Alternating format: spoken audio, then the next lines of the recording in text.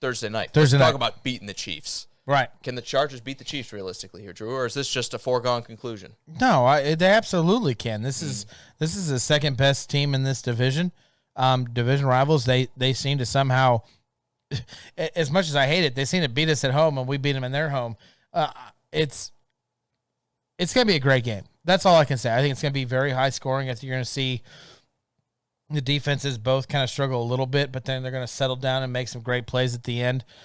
This is definitely one of those games where it's like the last person to have the ball in their hand is probably going to win the game. Mm-hmm. And I think what's going to be the downfall of the Chiefs if they lose this game is the fact that Buckner he cannot kick. Justin Reed seems to be doing fine, but he's not a 56-yard field goal kicker. He's a safety. There's a reason he's playing safety. I think if anything hurts the Chiefs, it's going to be that. I really do. I think this is going to be a pretty good battle, but I think I'm going to lean Kansas City here as well because as much as I like the Chargers, I think what I like the most between these two teams is the Chiefs said we're going to play in the preseason and we're going to be sharp when the season starts. A lot of teams kind of went the opposite direction, and we'll get to those comments that you're not getting here in a second.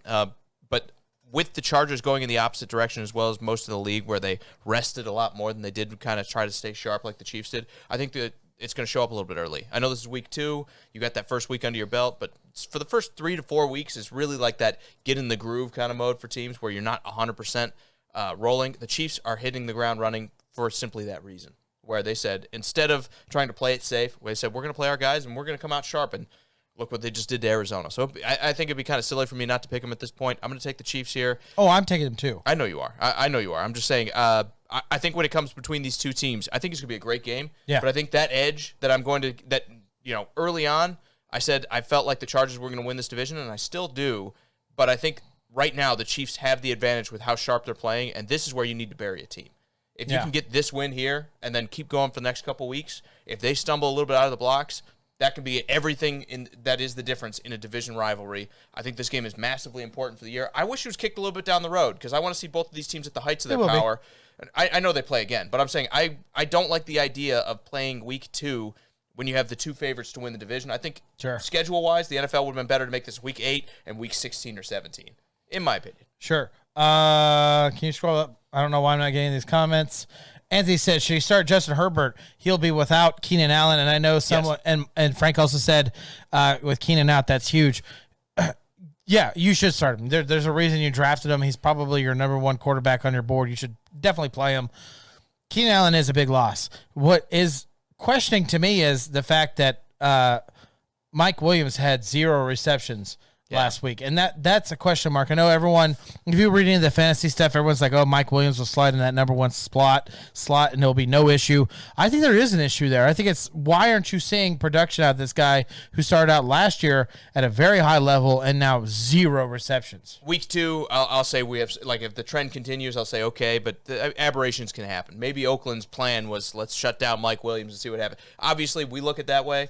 Maybe it's just they had a good matchup where, or even a set of guys that you set out there to cover Mike Williams had a good game. So I think when you talk about that sort of situation, 1 week I try not to worry about too much. Like there were people crying about a bunch of receivers saying, oh, they didn't do that much this week.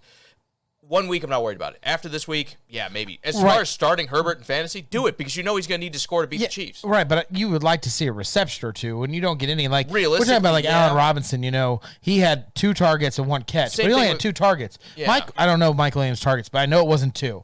I know it was not 2. So you kind of expect a little bit more from that. Frank says Kansas City by 10, and Ian says he's only taking Kansas City because they're at home. Yes, absolutely. Playing in Arrowhead is huge. You would. You're gonna check. I'm gonna check the line actually. Okay. Yes. Playing in Arrowhead is huge, and it's definitely an advantage because it's such a loud stadium. It's such an amazing place to be at, even if you're not a fan. So that would help. But this is division rival. These teams know each other. Justin Herbert is not unfamiliar with the Chiefs. This is a game that can go out of hand on either way, but I don't think it's going to happen. And these were 2 great games last year, too. Yes. And like I said, I would have rather see this like week 6 when everybody's like in the swing of things as opposed to going super early. But the NFL decided this needed to be an early season matchup. The line is Kansas City -4. And usually it's starting to fade a little bit. The old rule was you go -3 when you're at home. These days, home field matters a little bit less for whatever reason with Vegas that hasn't really recovered from the pandemic where, quote unquote, where everyone decided that, home field wasn't quite as important with no crowd there, obviously. 4 points for the Chiefs. That's like a great line because I would say the Chiefs by 4 is what I would pick. I think this is going to stay offensive. I think it winds up being high scoring. I think both of these defenses ultimately wind up struggling a little bit with the high-powered offenses that are on the other side from them. I'll say the Chiefs here, like I said, just because if this was week 6, I might go a different direction, but I think the Chargers are still going to have a little bit of rust, and the Chiefs have shaken off a lot of that rust having played through the preseason. So, yeah, I'm going to go Chiefs. I like it. 10's a lot. I don't know that I go 10, Frank, but I like the Chiefs here to win this game. Nathan says KC to lose this week and the next week. He's laughing. I think he's joking. I hope you're joking, Nathan. You're joking. Well, they play the Colts next week, which is why I said. Yeah, I know. Yeah, he's joking. They couldn't beat the Texans, but the Chiefs, easy work. Easy work. I think the issue is that you're talking about how we beat Carolina. We beat Arizona, no problem. Is the run game never really got off with Carolina. I don't think LA Chargers gonna have an issue with running the ball. And I'm not saying that we're susceptible. I can't talk.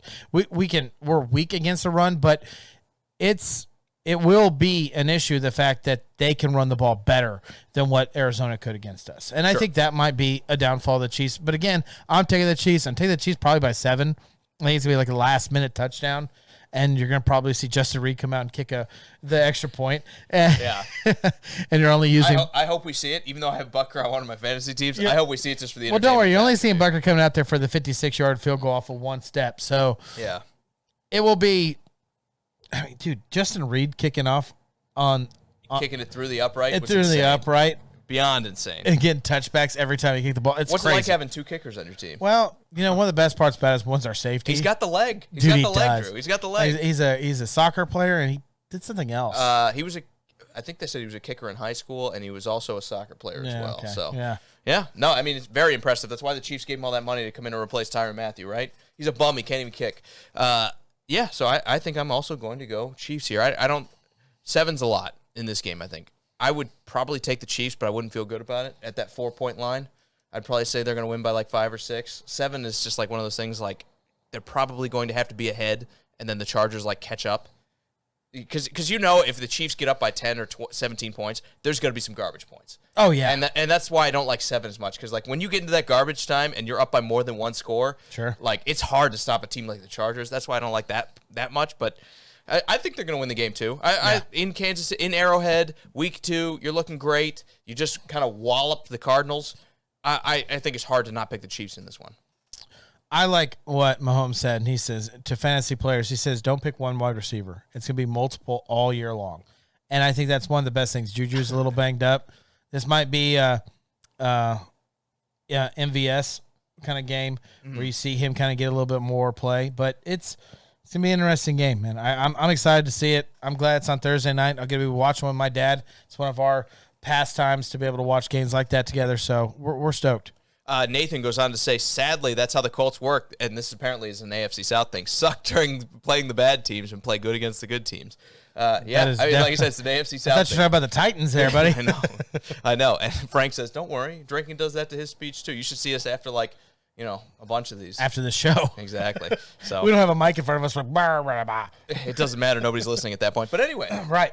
We've got some special thanks here. And hey guys, thanks for watching. If you like what you saw, make sure you hit the subscribe button below and ring the bell to stay up to date with all of our NFL videos as well as everything else we're talking about in sports. We have a great community on Facebook already, but we're trying to grow our community on YouTube because we believe you guys can talk sports just as well as anybody else, and we can't wait to have those conversations with you. So grab a drink, hit subscribe, come talk sports with us.